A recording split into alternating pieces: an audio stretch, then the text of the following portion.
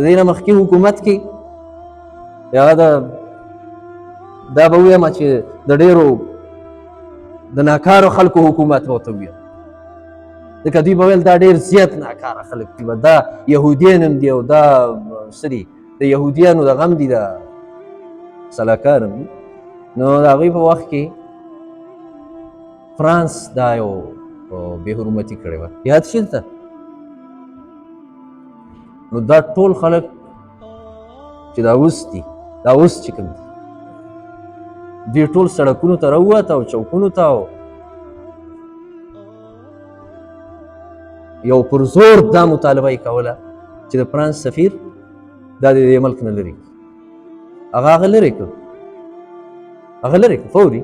د هغه په وخت کې یعنې د سابقه وزیر اعظم په وخت کې د فرانس سفارتخانه بنده وه ټوله.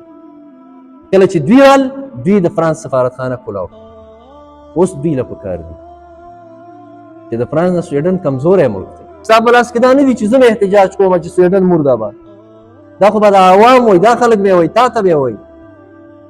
ستا کارونه دغه دي.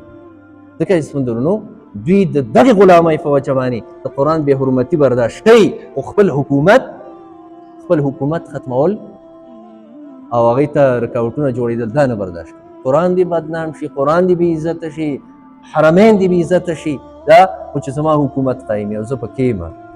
د دوی سوچ دا دی.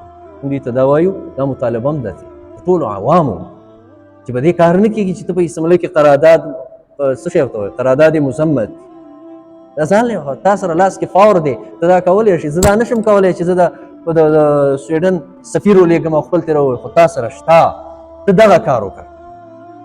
او داسې سخت کار خو نه دی. خو لویه مسله دا ده چې تاسو ته ما ویل اخري خبره، موږ د IMF غلامۍ کې راغلي یو، د ډالر په غلامۍ کې راغلي یو. دا خبره کولی نه شو، دا نشي کولی زموږ دا حکمران.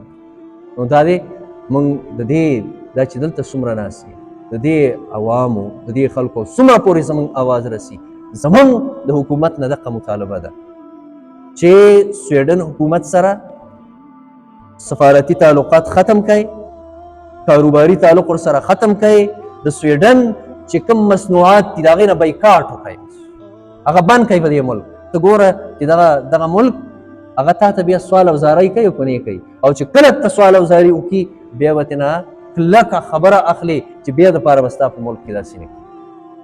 داسې ټیک ده چې دا نی په خوبونو ګوره کار نه کېږي. نن دنیا کفر چې دی که نه، کفر هغه اسلام پسې راغستی ده، په دې نه کېږي چې وخوره وڅکه واغونده او کاروبار وکړه او بس او هو دې باندې نه ده. د اسلام حفاظت په موږ او تاسو فرض دی.